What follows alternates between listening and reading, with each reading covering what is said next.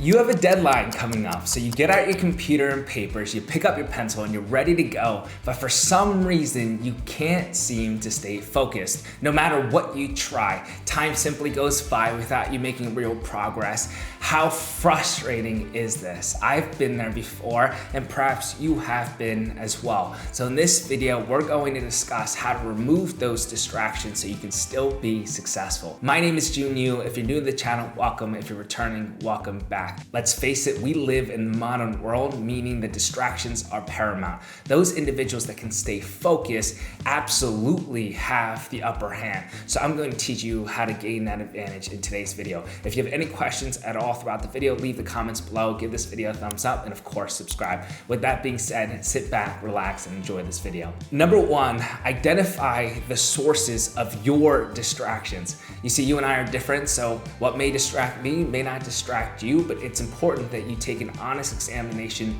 at your own life. So perhaps it's your family. I don't hope that's the case, but maybe it is. Maybe they cause you a lot of stress, and so you identify that as a big source of your distraction. Perhaps it's that one friend where you finish hanging out with them and you feel absolutely drained because all they do is complain. Or perhaps it's video games or sports, or perhaps it's YouTube videos or other social media. Whatever it looks like for you, we need to best understand it so that we can mitigate those distractions throughout the week. For example, one of the main distractions for me right now is the Philadelphia Eagles. I love the Philadelphia Eagles. I have ever since I was young. It's been one of my greatest passions, and when it's football season, that's really all I'm consuming in terms of content.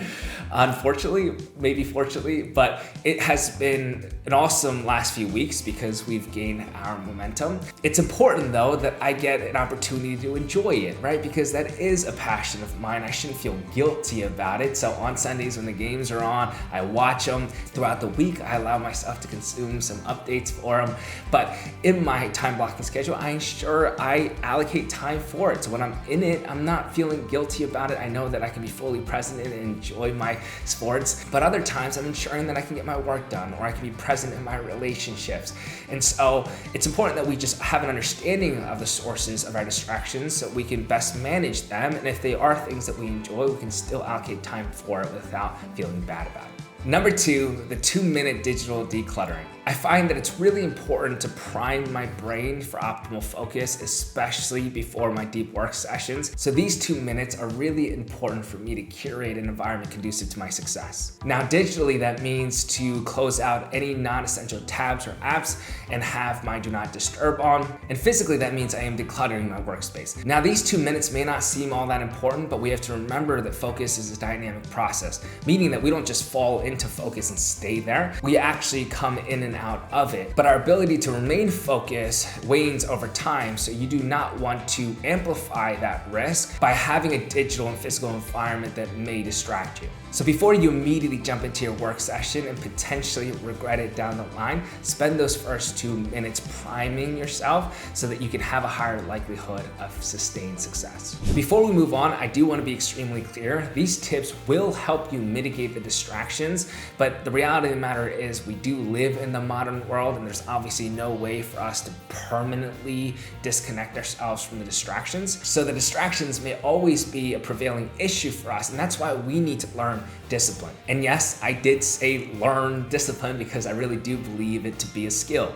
In fact, it is the high value skill to learn right now because it's the precursor to having any success in the information age. In a world where we literally have the access to the internet at our fingertips, we have to understand that information is no longer power, execution is, and that requires discipline. If you can learn to be disciplined with the 5S framework like our students have in our discipline mentorship, you will achieve success in personal branding, in academics, in your business, in your career, in your relationships, and so much more. We have so many testimonials, reviews, and just so many wins throughout the programs to prove this. And actually, our 12-month program is half off right now for Black Friday.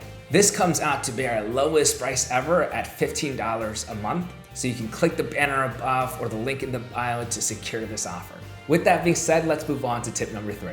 Number 3, create a dedicated focus zone. All throughout college, I had my bed and my desk in the same room, and I know many of you guys relate to that and how hard that can be for your focus. And maybe you've never really recognized it, but contextually, our brains are connecting our environment to a specific behavior. And if we are sleeping in the same room where we're, again, trying to have deep focus, you can imagine how confused our brains can be. And that can be bad for our sleep. So when we're trying to have deep rest, we're unable to, but also when you're trying to focus, you're often going to be distracted. So having a dedicated focus zone can be extremely important to prevent all of this. Now, when I was in college, that meant working in the kitchen or the common space or the library or the lounge or in a classroom. But even if you're in a predicament where you can't necessarily have those options to your disposal, I understand that there might be unique situations.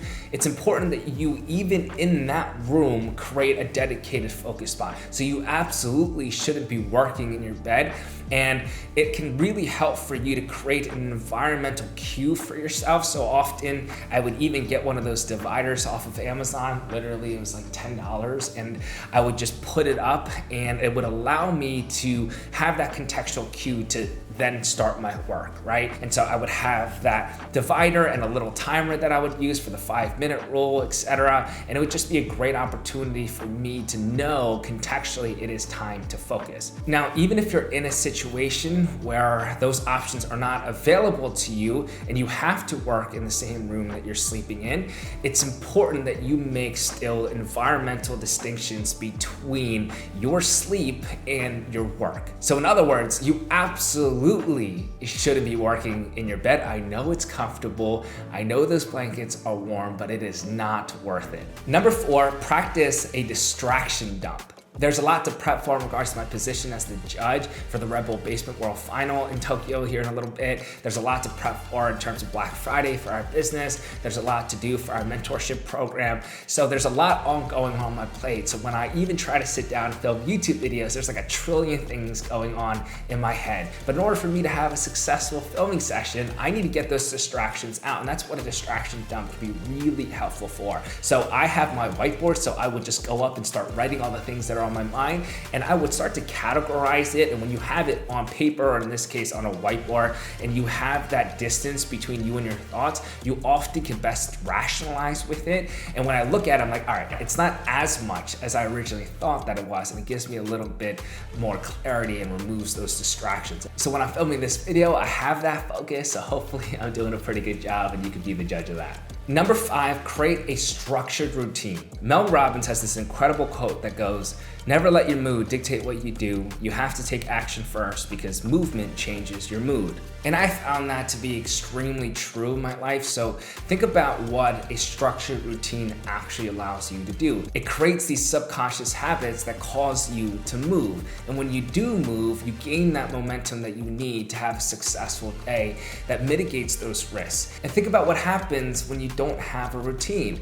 You probably wake up, you use your phone, you start doom scrolling, and then you feel very lethargic afterwards. You have a late start to your day, you miss a meal, you don't feel good about it, and that is not a great way to increase your focus. Instead, that's causing you a lot more distractions, right? And so having structured routine just ensures that you have the best likelihood to continuously have sustained success throughout the day. Now, in order for this structured routine to actually work, you have to ensure that it's feasible, okay? You can't be doing these 20-step morning routines that you often see online. That you might be able to be successful with the first few days, but that's not what I'm talking about here. Because if we want to create a routine that builds subconscious habits for ourselves, we need to be able to do it for a very long period of time. And so that's why having a proper, sustainable, structured routine can be very beneficial, because then again, your actions are going to dictate your mood. You're going to have a higher likelihood of success. Now, with that being said, that wraps up this video. I really hope that it was helpful. Give this video a thumbs up, leave any questions below,